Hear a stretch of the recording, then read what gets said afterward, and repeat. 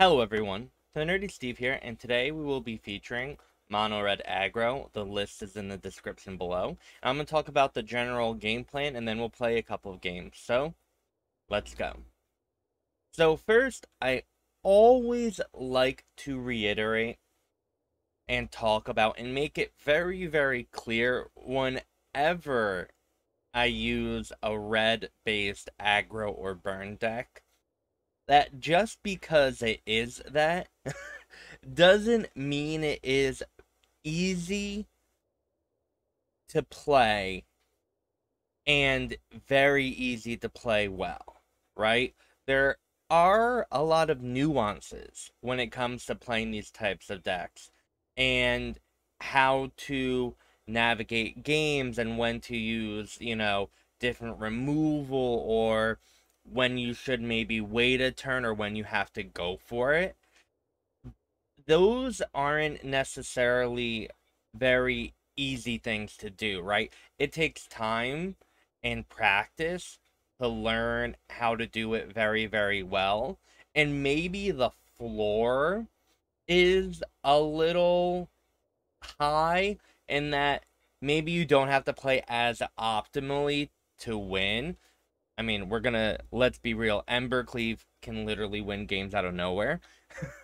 But, sometimes to get to that end point or to win those extra couple games or to increase your percentage of victories, right?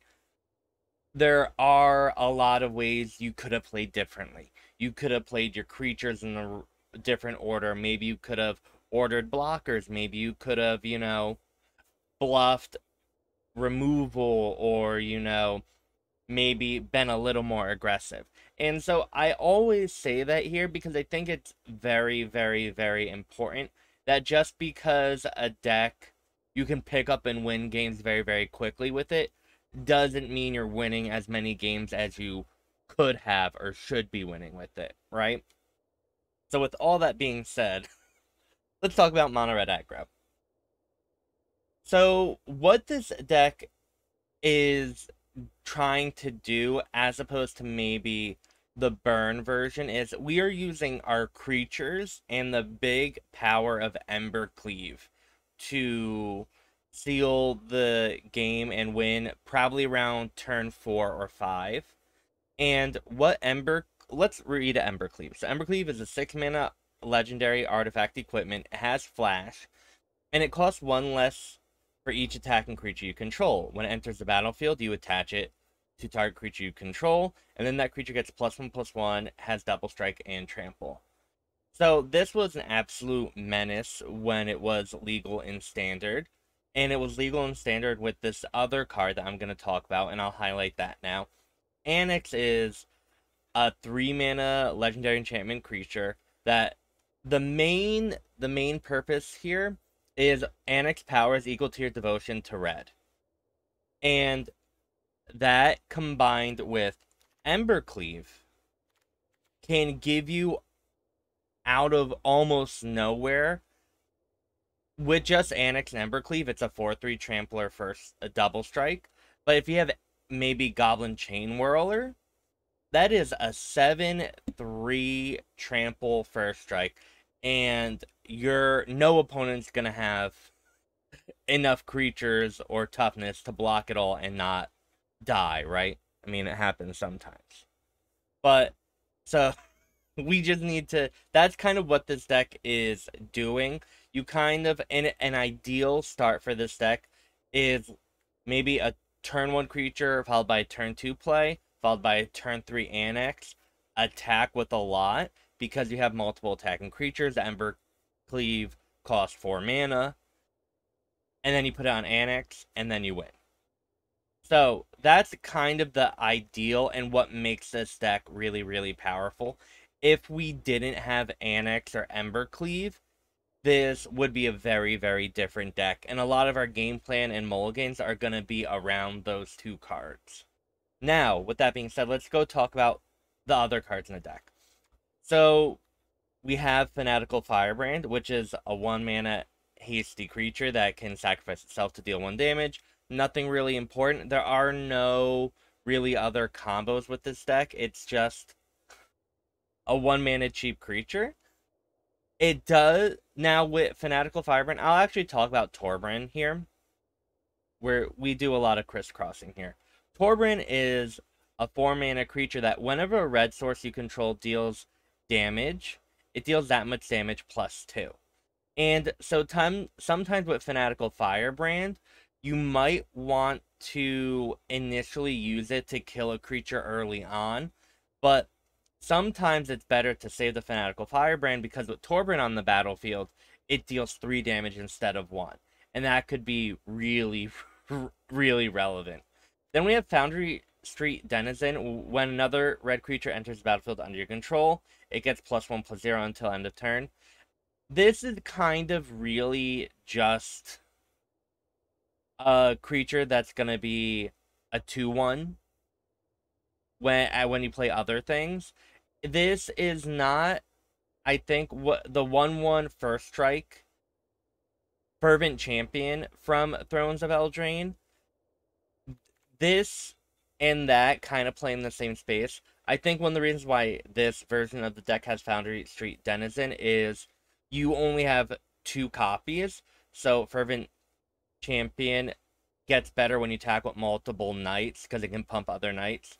So Foundry Street being only 2, you kind of want something that can get the +1/+0 more reliably. And so that's kind of why it's here, I would think.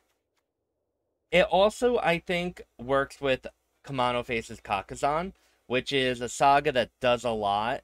The 1 damage to each creature, or each opponent, each planeswalker they control, like the Fanatical Firebrand, works with Torbran. And then you get to pump your 2-drop with stage 2. So if you play this on turn 1, you can Rob of the Rich as a 3/3 haste on turn 2, and then it comes back into play as a 2/2 creature. What also Etching does combo with Foundry Street Denizen, because when it gets to the 3rd stage, it exiles then returns. So the Foundry gets that +1/+0. And then we have Kari as a very really resilient creature. It's always going to get through, and then it makes a Ragavan token that your opponent's gonna have to have a lot of blockers to really deal with Kari. And by the time that's happening, hopefully you have an Anax with Embercleave. Then we have Robber of the Rich, which you're going to be emptying out your hand very, very quickly, and so it's very, very easy to use the Robber on turn 3 or 4, or even on turn 2 when you cast it if you're on the play. You can attack and you start exiling cards from the top of your opponent's library, and maybe you can get something good there. But the haste is really, really important. We talked about with Kakkazan as well. Being able to attack with the 3/3 on turn 2 is very, very powerful. We also have Burning-Tree Emissary, which when it enters the battlefield, it adds mana. So this is why Burning-Tree Emissary is important. It empties out your hand for Robber of the Rich. It's another creature that attacks with Embercleave, allowing you to cast it maybe a turn earlier. It is 2 pips for the Anax Hardened of the Forge. You can cast Burning-Tree Emissary, and then with that 2 mana, you stomp on Bonecrusher Giant. There's just a lot of things you can do with Burning-Tree that can give you such a huge advantage very, very early. And it just sometimes it's very, very hard for your opponents to come back from.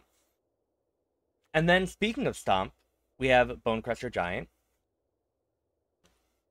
Bonecrusher Giant, which it's a very, very powerful Eldraine card that it has 2 modes. It can deal 2 damage to any target, which is kind of your only real interaction in this deck.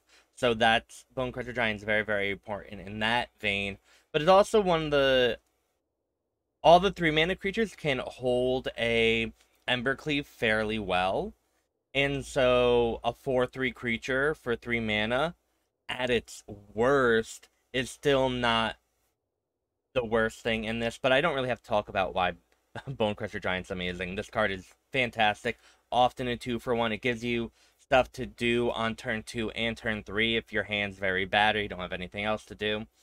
And all in all, just wonderful. Then we have Goblin Chainwhirler. Important because, guess what? It has 3 pips, and it also has first strike. It's very, very good in combat all by itself. It's very, very hard to kill. And your opponent is going to want to kill it because it's going to destroy them very, very, very quickly. And what is really, really great about Goblin Chainwhirler, again, in addition to Anax, it can also deal with a lot of planeswalkers or put a lot of pressure on multiple planeswalkers.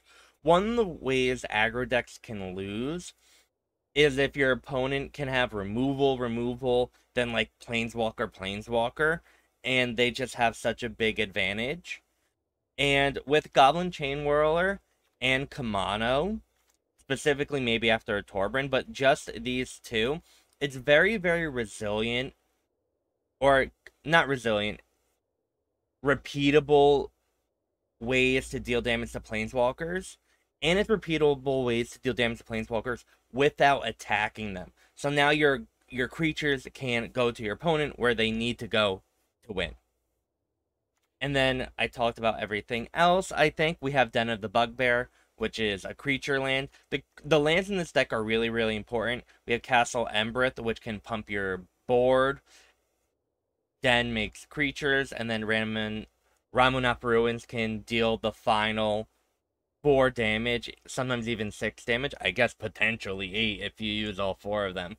But the reach that Ramunap Ruins can give you, turning your lands into direct damage spell, is very, very, very important and not to be underestimated. It's also, I do want to make, this is something that does come up.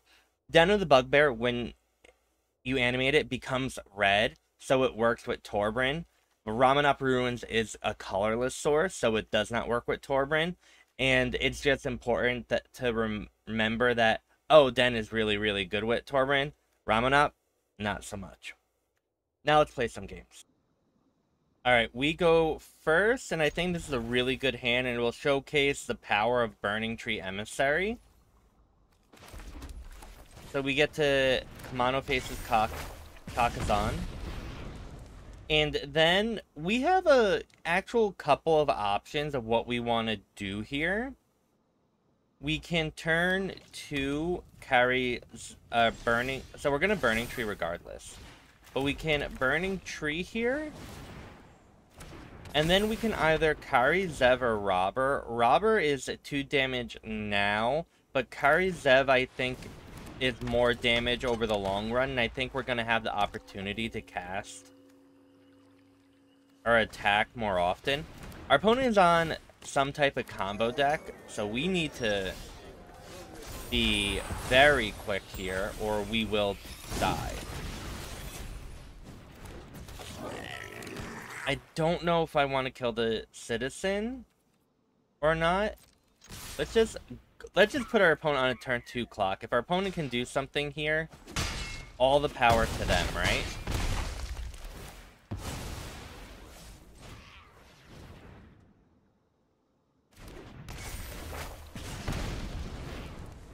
And maybe we should have Fanaticaled that. It would have dealt more damage here.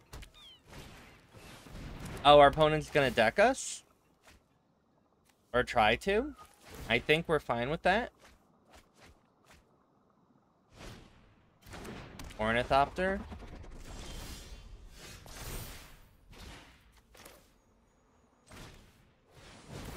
Robber.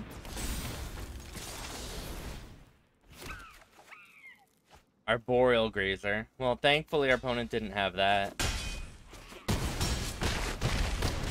Our opponent's at 3.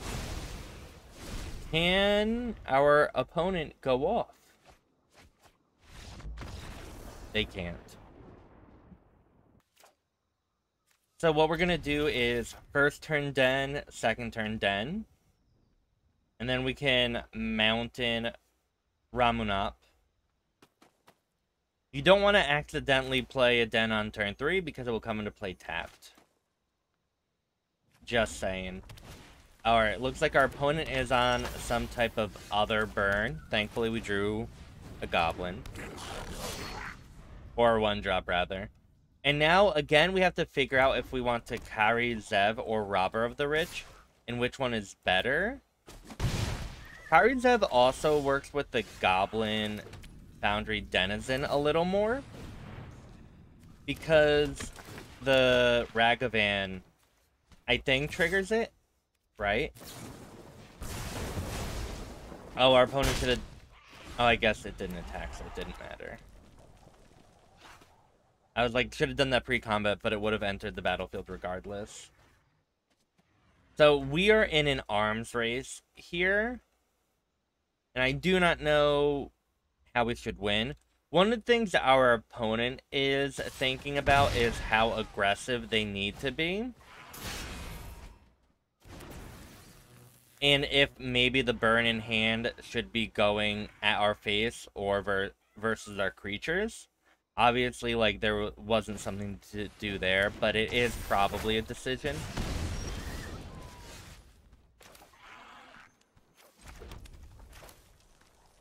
So now I think I want to Anax.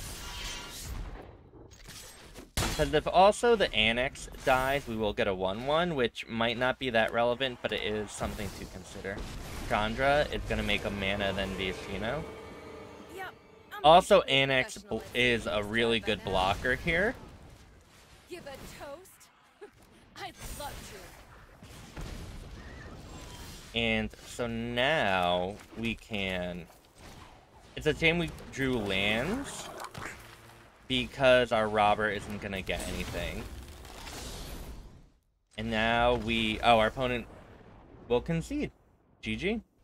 We have... Ooh. Castle Embereth will enter the battlefield tapped. Maybe... I mean, Oh, wow. So what I want to do here is... Will Ramunap Ruins or into Kumano face Kakkazan. It will pump up the Denizen if this has to come into play tapped. And if it doesn't, if we get draw a mountain, we'll be able to Robber of the Rich. Okay, easy. Easy game, everyone. Oh, and we get to trigger Fervent Champion. Oh, isn't that beautiful? Our opponent's in a really rough spot now. Oh, rip apart to destroy that. Okay.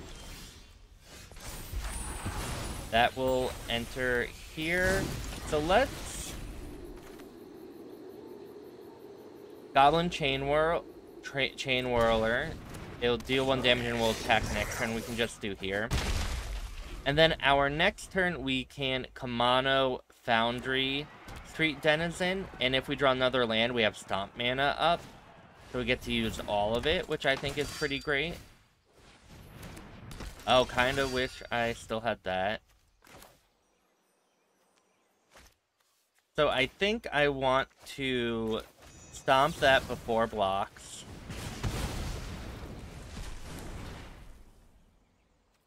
Then we'll attack here. 5. And then we get to Mono, deal 1, Denizen.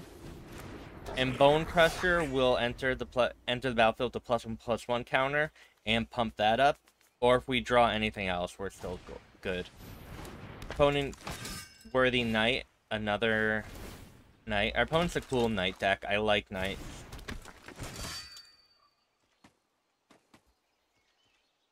But I think we're in a really good spot. Do we want to Robber here? Yeah, Robber seems great. Let's just put as much pressure as we can on our opponent. And we get to steal their Knight here.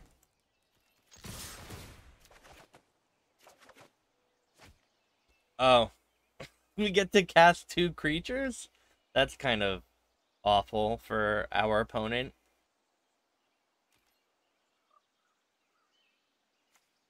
Opponent doesn't have the worst blocks. Gets to trade a lot and keep the Worthy Knight alive because Dauntless Bodyguard can sacrifice to prevent it.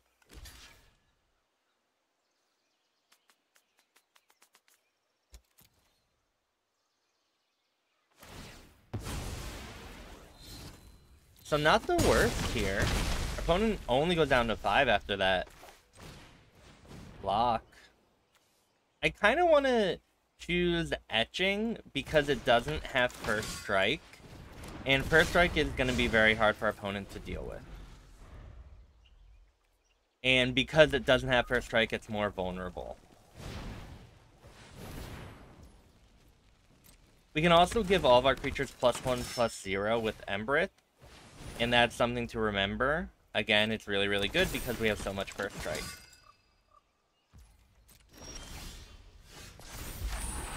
Yeah, I'm just going to attack all and have our opponent be put in really, really bad blocks.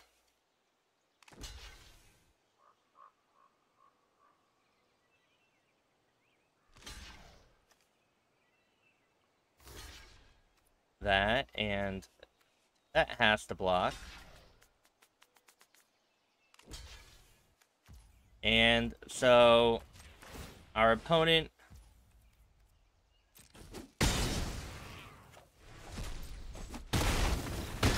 concedes. GG.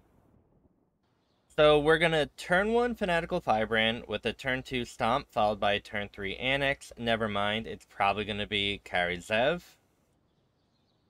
on turn 2. But I also find it's really, really helpful to...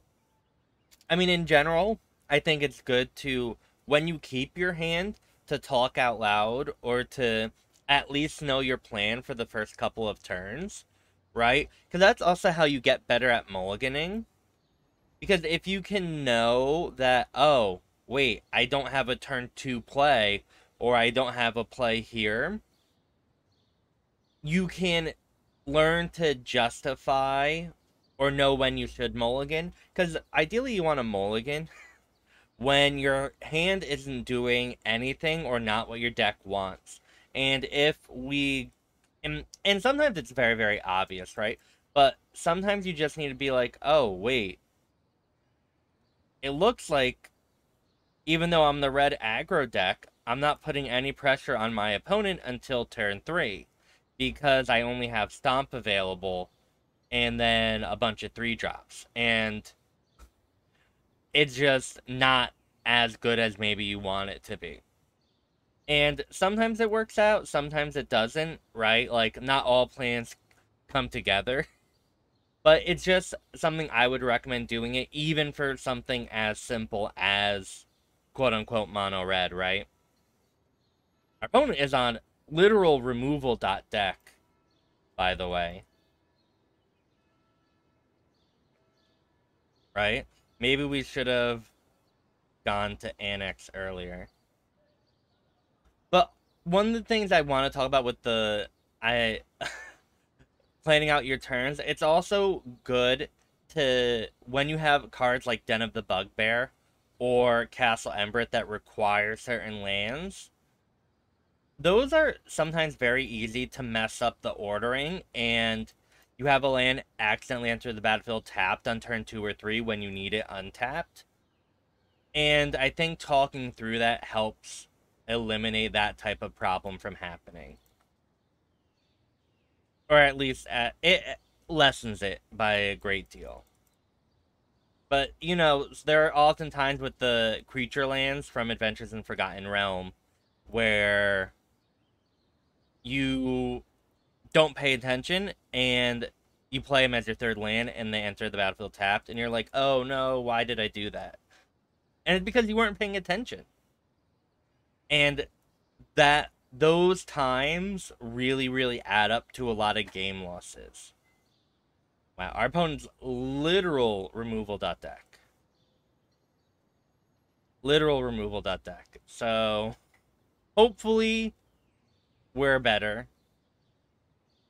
Opponent's only at 7. They're missing, like, a big threat. Oh, my... Did I have to say it? Did I? I think I did, honestly.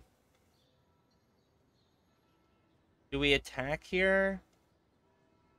I think we do attack here, because our opponent's gonna draw a card, right? But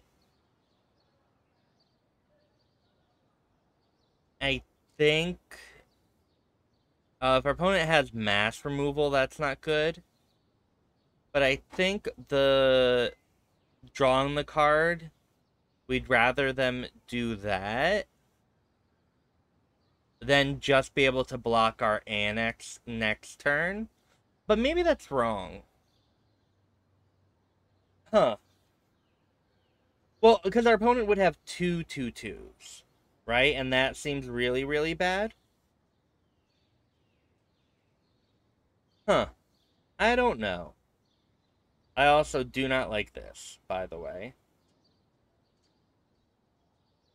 Another ritual set? Please don't. Ritual set followed by Liliana would be bad.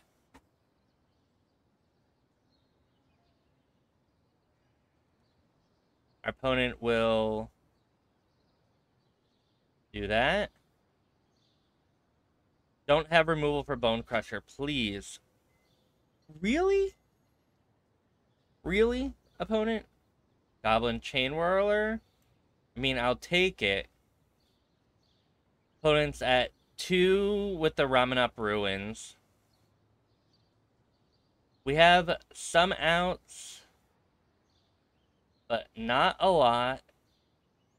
Deals 1 in that. Again, our outs now have increased by a lot. But our opponent will get another. Eliminate, okay.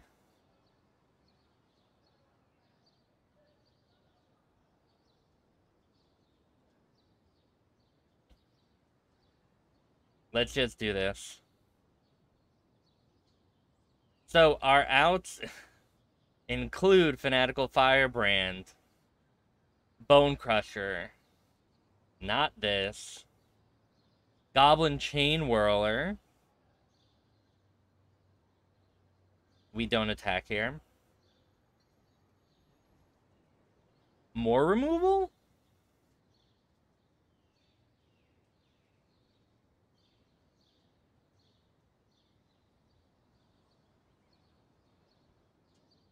Extinction event. Our opponent should have done that.